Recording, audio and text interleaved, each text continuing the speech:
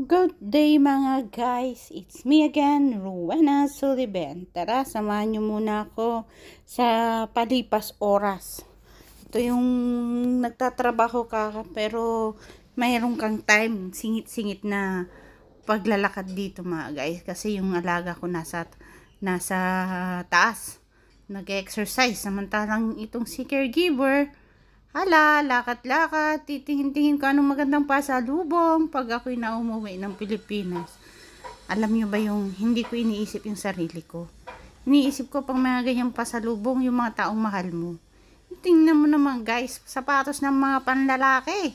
Kaya, etong gusto kong hinahanapan ko ng sapatos yung kuya ko, si Kuya Jerry, para mapa-say thank you ko naman sa lahat ng ginagawa niya sa akin.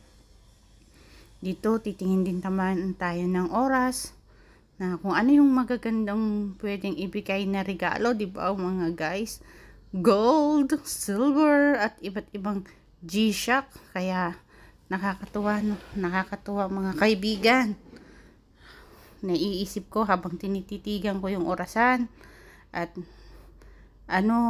daming panahon na nasayang. Ang daming panahon na lumipas ng bilis, ang bilis ng panahon, ang bilis ng araw, hindi mo mapigilan ng pagdating at pag-alis niya. My God, I'm getting to my nerves. Tumatanda ako, bilis.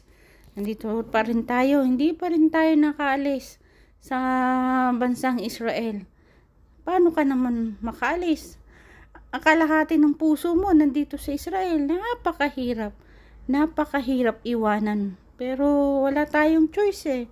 Wala tayong darating talaga naman yung panahon na tayo ay aabot sa ganitong buhay. Alam nyo mga guys, ang daming nasa isip ko sa panahon ng ito. Madami na akong pinadaan ng mga gera, mga pagsubok sa buhay, naiwanan, na naloko, nawalan ng tiwala. Maraming mga pagsubok sa buhay, pero heto pa rin ako. Nandito pa rin ako sa bansang ito. Mahal na mahal ko to at talagang nagpapasalamat ako sa bigay niya sa buhay ko. Binago niya ang buhay ko. Mas hindi naman masasabing lahat ay maganda, pero hindi mo rin masasabing lahat ay pangit.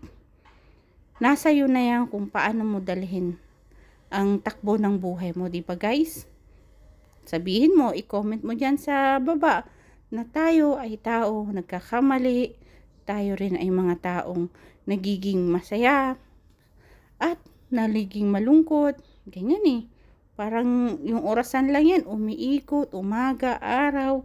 Kaya ito, ang nakikita nyo ngayon, ito yung mga pamilya ko eh. Ang saya-saya pa noon, ang bilis ng panahon. Tuwang-tuwa pa sila. Ito ang tatay ko, namimiss ko na siya ng sobra-sobra. Ang nanay ko, ganyan ang buhay namin nung wala pa ako sa Israel mga guys. Simpleng-simple, si Kuya Jeweng, ang saya-saya, tuwing birthday ng tatay ko. Ganyan yung mga ano lang namin, tuwang-tuwa ang papa ko. Andyan si mama, ngayon, nung nandito ako sa Israel, hindi ko na sila nakitang umalis. Nagpaalam, pero ito na yung future ko. May ang buhay naman, 'di ba? May aalis, may darating. Kaya ito, busy naman yung ito na yung moment na sa pangkasalukuyan, 'di ba? Tapos future na ang iniisip ngayon. Hindi ko na masyadong iisipin yung nakaraan. Iisipin ko na lang maganda siyang memories na turo ng mga magulang ko, yung mga taong mahal ko.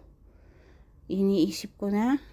Sa ngayon, nakapokus ako sa buhay ko at buhay naming mag-asawa pagdating ng araw.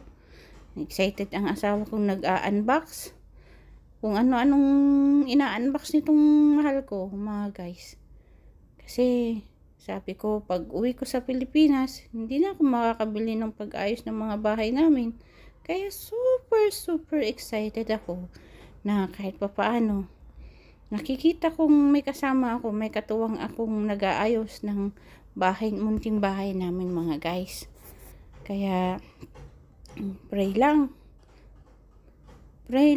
at sana lahat ng pagsubok na pagdadaanan sa susunod pang mga future ay hindi hindi mawawala ang spirit of fighting, spirit ng malakas ang loob na bumabangon, nadadapa, umiiyak, pero babangon at magiging masaya ulit. Smile na lang, Rowena Sullivan. Kasi hindi lahat naman ay nawala sa'yo. Masaya ka pa rin na may magbubuo ka ng panibagong buhay kasama ng taong mahal mo. Kaya, Lord, sana ito na yung forever. Ito na yung taong mamahalin ko at mamahalin niya ako ng totoo. Yung lahat ay magiging smooth lang sa buhay. Hindi ko masasabing perfect ang life. Alam ko marami tayong pagdadaanan pa.